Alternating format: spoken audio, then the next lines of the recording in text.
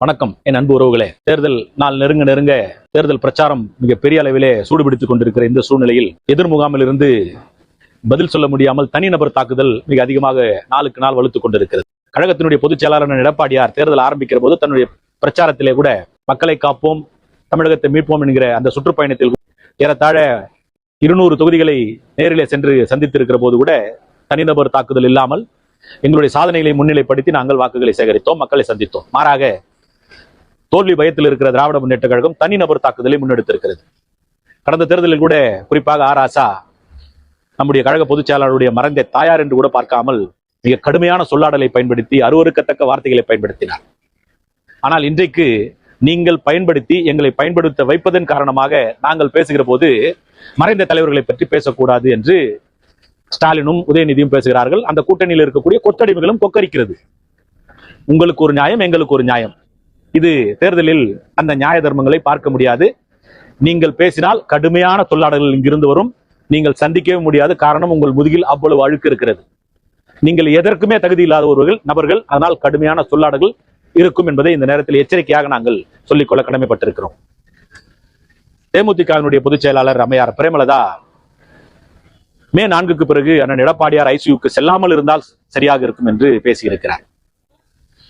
அவர் எப்பவுமே அப்படிதான் பேசுவார். அதுல ஒன்றும் பெரிய நமக்கு ஆச்சரியப்படக்கூடிய விஷயம் ஒன்றும் அல்ல. காரணம், நேர்மையான நிலையான அரசியல் நிலைப்பாடு அவர்களுக்கு கிடையாது. அண்ணன் விஜயகாந்த் அந்த இயக்கத்தை எந்த அளவிற்கு வளர்த்து மிகப்பெரிய ஆலமரமாக உருவாக்கினாரோ அந்த ஆலமரம் இன்றைக்கு சரிந்து அரை விழுக்காடு வாக்கு சதமானத்தில் இருக்கிறது என்று சொன்னால் அதற்கு காரணம், முதல் காரணம் அம்மையார் பிரேமலதா. அண்ணன் விஜயகாந்திற்கு இருக்கிற அந்த செல்வாக்கை வைத்துத்தான் அவர்கள் இன்றைக்கு வண்டியை ஓட்டிக் கொண்டிருக்கிறார்கள். அண்ணன் விஜயகாந்தை போல ஒரு மனிதனை பார்க்க முடியாது. அதனால் அவருக்கு இப்படி ஒரு அந்த கட்சிக்கு அப்படி ஒரு தலைவர் வந்திருக்கிறாரே என்பது மிகப்பெரிய வருத்தம். ஆனால் ஐசியூக்கு செல்வது அண்ணன் எடப்பாடியார் அல்ல, உங்களுடைய கூட்டணி.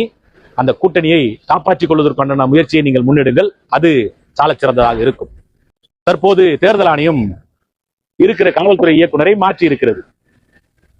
அது நியாயமான ஒவ்வொரு தேர்தலிலும் நடைபெறக்கூடிய நடைமுறை.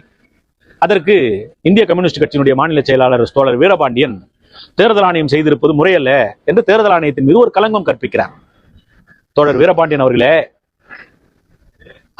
ஆட்சியில இருக்கிற போது திராவிட முன்னேற்ற கழகம் தற்போது மாற்றப்பட்டிருக்கிற அந்த காவல்துறை இயக்குநரை நியமிக்கிற போது அவருக்கு மேலாக 4 மூத்த ஐபிஎஸ் அதிகாரிகள் இருந்தார்கள். அவர்களை எல்லாம் ஓரந்தள்ளிவிட்டு அந்த 4 பேரும் நேர்மையாளர்கள் என்று தெரிந்த ஸ்டாலின் அவருக்கு யார் வெஞ்சாமரம் வீசக்கூடிய அலுவலராக இருப்பாரோ, அதிகாரியாக இருப்பாரோ, அவரை 4 பேரை புறந்தள்ளி அவரை நியமனம் செய்தார். அப்போது உங்களுடைய காதுகளை மூடிக்கொண்டு இருந்தீர்களா, கண்களை மூடிக்கொண்டு இருந்தீர்களா? இந்த கேள்வியை ஏன் அப்போது நீங்கள் ஸ்டாலினிடம் எழுப்பவில்லை? கூட்டணி தர்மம் என்று ஒன்று இருக்கிறது. ஆனால் அதற்காக இப்படி நீங்கள் வெஞ்சாமரம் வீசக்கூடாது. உங்களுடைய சுயத்தை நீங்கள் இழந்திருக்கிறீர்கள். இப்போது கேட்டிருக்கிற இந்த கேள்வியை நீங்கள் அன்றைக்கு ஸ்டாலினிடத்தில் கேட்டிருந்தீர்கள் சொன்னால் நீங்கள் நேர்மையாளர். ஏன்பா வெங்கட்ராமனை போடுற, அதுக்கு மேல 4 ஐபிஎஸ் அதிகாரி இருக்கிறாங்க, அவங்க தானே போன சீனியாரிட்டியில அப்படின்னு நீங்க சொல்லியிருந்தீங்கன்னா நீங்க நியாயவான், நீதிவான். அதை விட்டுட்டு இன்னைக்கு தேர்தல் ஆணையம் மாத்திருச்சுன்னு சொல்லி சொன்னா மாத்தத்தான் செய்யும். காரணம், மூத்த அதிகாரிகள் இருக்கிற போது நியமிக்கப்பட்டிருக்கிறார். இவர் எப்படி தேர்தலை நியாயமாக நடத்த முடியும்? இந்திய தேர்தல் ஆணையத்திற்கு இருக்கிற ஒரு நியாயமான கேள்வி இது. அதனால மாத்தத்தான் செய்வாங்க. அதுல ஒன்றும் பெரிய தப்பு ஒண்ணும் கிடையாது.